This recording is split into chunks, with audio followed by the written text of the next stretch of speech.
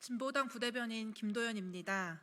오전 브리핑 시작하겠습니다. 총 3건입니다. 런종섭에 이어 도피 개환까지 특권 없는 수사가 필요합니다. 김계환 해병대 사령관이 군사 외교를 핑계로 해외 출장을 시도했다가 취소한 사실이 드러났습니다. 그마저도 이종섭 전 장관의 런종섭 사태가 있지 않았다면 군사 외교쇼를 핑계로 슬그머니 이 땅을 떠나 있을 참이었습니다. 김 사령관은 현재 이종섭 전 장관과 함께 해병대 최상병 사건의 피의자로 공수처에 의해 출국 금지 상태입니다. 지금 정부가 반칙과 특권이 없는 법치주의를 앞세웠던 윤석열 정부가 맞는지 의심스럽습니다. 건설노조를 건폭이라 칭하며 무리한 수사로 희생자를 만들더니 정작 본인들은 모든 반칙과 특권을 누리고 있습니다. 코에 걸면 코걸이, 귀에 걸면 귀걸이라는 식으로 운영하는 정부를 국민들이 어떻게 신뢰할 수 있습니까? 과거의 역사를 묻어두고라도 지켜야 할 것이 안보와 경제라고 했던 윤석열 대통령입니다. 지금 윤석열 대통령은 안보와 경제 그 무엇 하나 제대로 지키지 못합니다. 더 이상 국민들의 인내심을 시험하지 마십시오. 지금이라도 당장 김계환 해병대 사령관을 파면하고 특권 없이 수사받을 수 있도록 모든 조치를 취해야 합니다. 두 번째입니다. 여의도 사투리 전문가 한동훈, 회기 정치 본격화하는 겁니까? 한동훈 국민의힘 비대위원장이 박근혜 씨를 만났습니다. 따뜻한 말씀을 많이 해주었다며 친목을 과시했습니다. 그뿐만 아니라 이명박 전 대통령도 만날 계획이라며 국정농단 수사 등 과거의 일은 모두 잊은 듯합니다. 박근혜의 복심인 유영하 국민의힘 후보 또한 특별한 당부가 있었다며 한동훈과 박근혜 두 사람의 굉장히 밀접한 관계로 표현했습니다. 어디서 많이 본 드라마 재방송처럼 느껴집니다.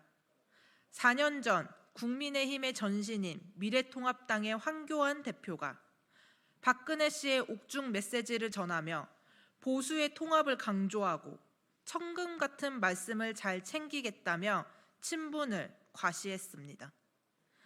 4년 뒤 총선의 필패를 감지한 한동훈 위원장이 그때 써먹었던 방법이라도 가지고 와서 어떻게든 지지율을 높이려는 모습에 눈물 흘리지 않고 볼 수 없는 드라마가 되었지만 안타깝게도 국민은 같은 장면에 지난번보다 더 큰 감동을 하긴 어려운 상황입니다.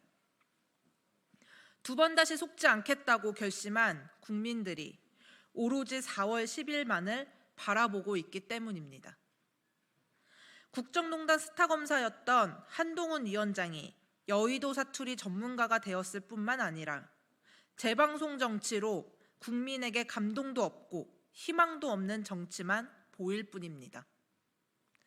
지금 국민은 민주주의를 파괴하며 검찰 행정 독재 정치를 일삼는 윤석열 정권을 심판하고 국민에게 감동과 희망을 줄 수 있는 정치를 원하고 있습니다.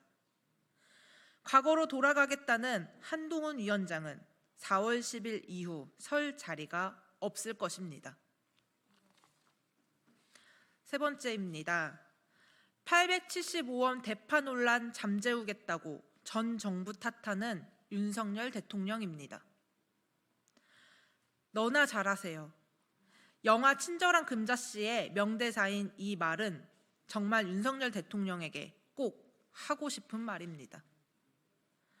875원 대파값 발언 논란 이후 고물가를 관리하지 못한 윤석열 정부에 대한 비판이 커지자 또다시 전 정부를 탓하기 시작했습니다. 4년 전 채소류 가격을 가져와 지난 정부에도 물가가 높았는데 왜 우리만 공격하냐는 식입니다. 전 정권을 잡고 2년이나 지났지만 여전히 전 정부에서 벗어나지 못하는 윤석열 정권을 보니 참 자격 없다는 생각이 절로 듭니다. 정부가 해야 하는 일은 지금의 민생을 챙기고 안정적인 국정 운영을 해야 하는 것 아닙니까? 지난 정부 탓만 하며 허송세월을 보낼 것이라면 차라리 유튜브 채널을 운영하며 농객으로 활동하실 것을 추천해 드립니다. 그 어느 때보다 국민의 먹고 사는 문제가 심각한 상황입니다. 가계부채 1100조 시대입니다. GDP 대비 가계부채 비율이 전 세계 선진 신흥시장 34개국 중 1위입니다. 지금 결단하지 않으면 단순히 먹고 사는 문제를 넘어서 국민의 안위 자체가 중대한 위협을 받을 것입니다. 이런 심각함을 느끼지 못한 채 지금의 상황만 모면하려는 윤석열 대통령에게 대한민국 국민의 한 사람으로서 말씀드립니다. 이제 그만 그 자리를 내려오십시오. 이상입니다.